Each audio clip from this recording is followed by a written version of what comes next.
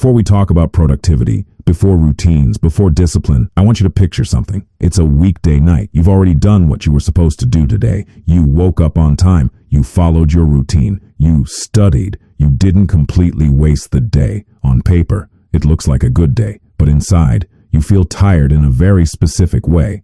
Not physically exhausted, mentally heavy. And there's this quiet thought you don't say out loud. If I keep doing this, how long can I really last? Here's the thing. Most students don't burn out because they're lazy. They burn out because they're consistent every day. Same pressure, same expectations, same silent rule in their head. I have to show up no matter how I feel. And that rule, it sounds mature, responsible, disciplined, but it's also slowly draining. Let me be honest with you for a second. If you're watching this, there's a high chance you're not the kind of student who avoids effort. You care. You want to improve. You want control over your life. You're the type who tries to do things properly, and that's exactly why this hurts. Because when consistency is praised everywhere, on YouTube, on social media, by teachers, by productivity gurus, you start believing that any break means failure. That slowing down means you're slipping. So you keep going, even on days when your focus is gone, even when your mind feels noisy, even when the work stops feeling meaningful. You don't quit, you push through. And people might even admire you for it, but inside, something feels off. You're doing the work, yet your energy is getting worse. You're being consistent, yet your motivation feels fragile. And the scariest part, you start blaming yourself. You think, maybe I'm just weak. Maybe I'm not built for this. Maybe everyone else can handle consistency better than me. No one tells you this part. That consistency, when misunderstood, doesn't build discipline. It builds quiet resentment toward your own life, because now every day feels like an obligation. You must survive, not a system that supports you. And if you're a student, this hits even harder. Your schedule isn't fully yours. Your goals are long-term. Your feedback is delayed. So when consistency becomes rigid, when it becomes non-negotiable, your brain doesn't experience progress. It experiences pressure. Let me slow this down. Burnout doesn't always look like collapse. It doesn't always look like giving up. Sometimes burnout looks like doing your tasks but feeling emotionally flat, needing more effort for the same results, feeling guilty for resting, feeling anxious on your off days, losing curiosity, but not discipline. You're still consistent. You just don't feel alive anymore. And that's why this topic matters. Because the problem isn't that consistency doesn't work. The problem is that most students were never taught how consistency actually works on the human nervous system. They were taught a version of consistency designed for machines, not for minds, not for emotions, not for people who think, feel, doubt, and carry pressure. If you've ever felt like your routine is starting to suffocate you, like productivity is becoming a burden, like you're doing everything right, but feeling worse, this isn't a motivation issue, and it's not a discipline issue either. There's a deeper reason why consistency,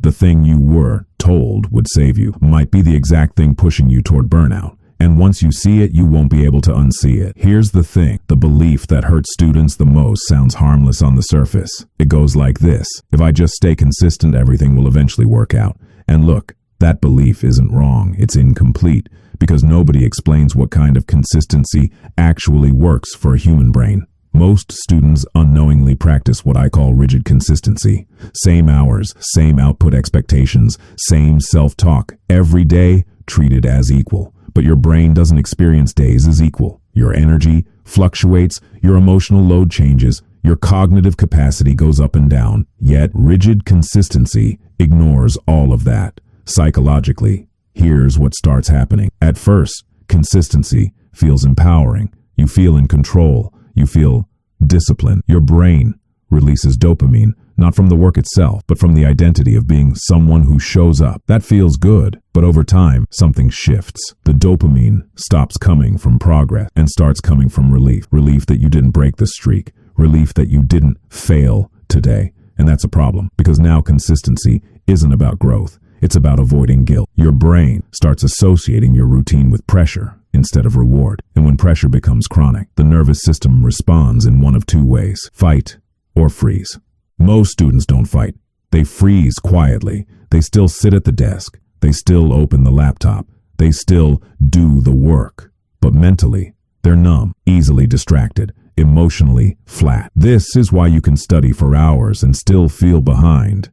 It's not because you're inefficient, it's because your brain is conserving energy. Let me be honest with you. Your mind is not lazy, it's protective. When it senses that effort is endless and rest feels unsafe, it stops fully engaging. And here's where guilt makes everything worse. Because once consistency becomes your identity, any deviation feels like a moral failure. You don't think, I need rest. You think, I'm falling off. So even on low energy days, you force the same output, and the brain learns a dangerous lesson. No matter how I feel, I will be pushed. That's when burnout accelerates. Now, quick pause. If you're watching this and thinking, wait, this feels uncomfortably accurate. Good. That means your awareness just increased. Most people never notice this pattern because they're too busy blaming themselves.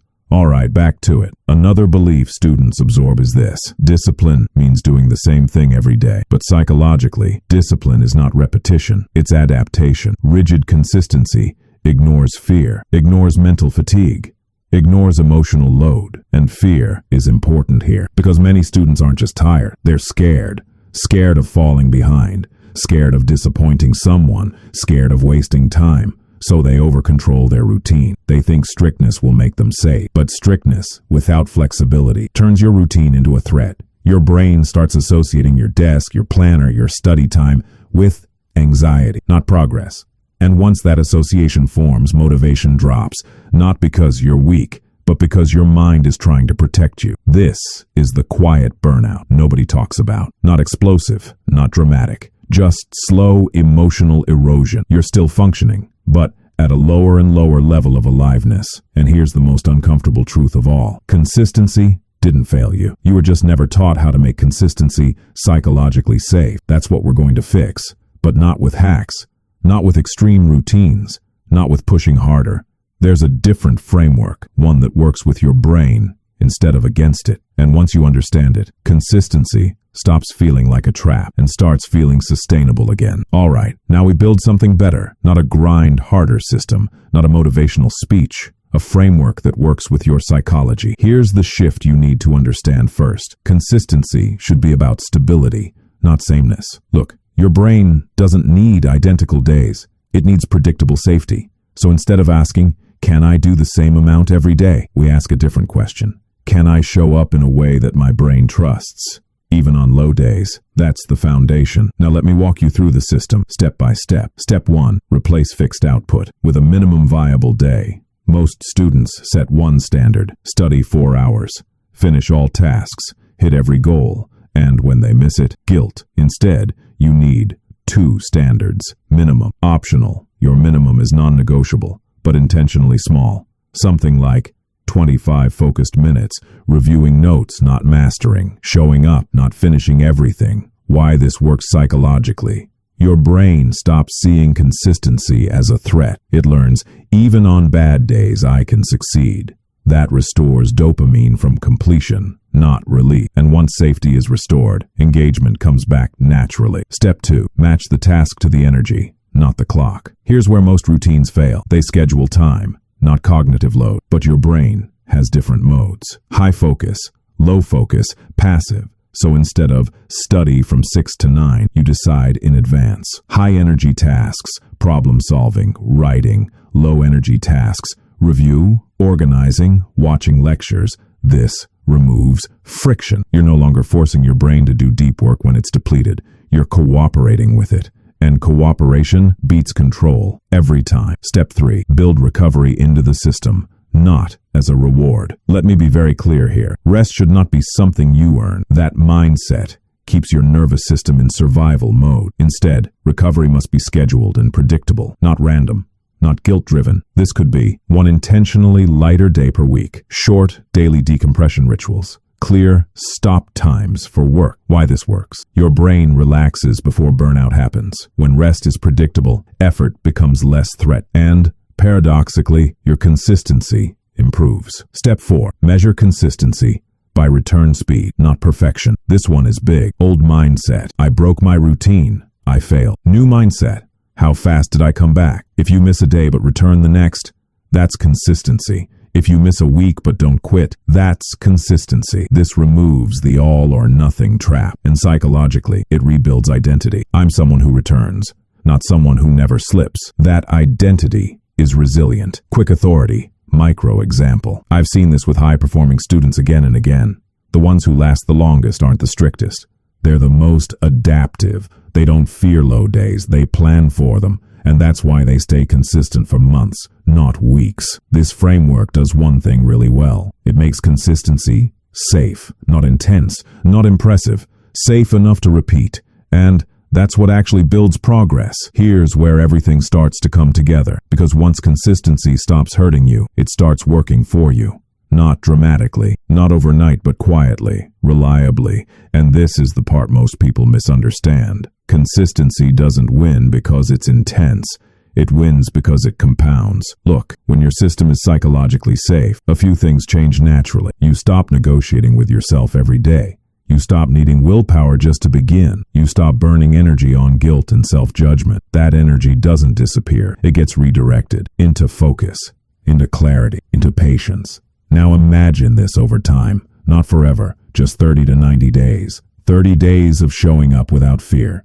30 days where low energy days don't feel like failure. 30 days where your brain trusts that effort won't punish it. What happens? You start going deeper without forcing. Your attention lasts longer. Your resistance drops. By day 60, something subtle shifts. You don't feel like you're trying to be consistent anymore. You just are. And that's when consistency stops being a behavior and becomes part of your identity. Not the fragile kind, not the kind that shatters when you miss a day. The quiet kind, the kind where you think, even if today isn't perfect, I know I'll come back. That belief alone reduces burnout more than any productivity hack ever could. Because burnout isn't caused by work. It's caused by feeling trapped in effort with no emotional exit. When your system allows flexibility, recovery, and return, effort feels voluntary again. And voluntary effort is powerful. Let me say something important, and I want you to really hear this. You don't need more discipline. You don't need a better routine. You don't need to fix yourself. You need a system that respects how your mind actually works. A system where consistency doesn't mean punishment, where progress doesn't require suffering, where rest isn't something you feel guilty for. If you've been feeling tired, flat, or quietly resentful toward your routine, that doesn't mean you're failing. It means you've outgrown a rigid model of consistency. And that's not weakness, that's awareness. So here's the mindset I want you to leave with. Consistency is not about never break. It's about always returning. Consistency is not about forcing output. It's about protecting energy. Consistency is not about proving discipline. It's about building trust with yourself. And when you do that, you don't just avoid burnout. You build something much more valuable, a relationship with your work that you can sustain. Before you go, I want to ask you something. Have you ever felt like your routine was working against you, like consistency started feeling heavy instead of helpful? If yes, comment, I felt this, below. Not for the algorithm, for yourself. Because naming the pattern is the first step toward changing it.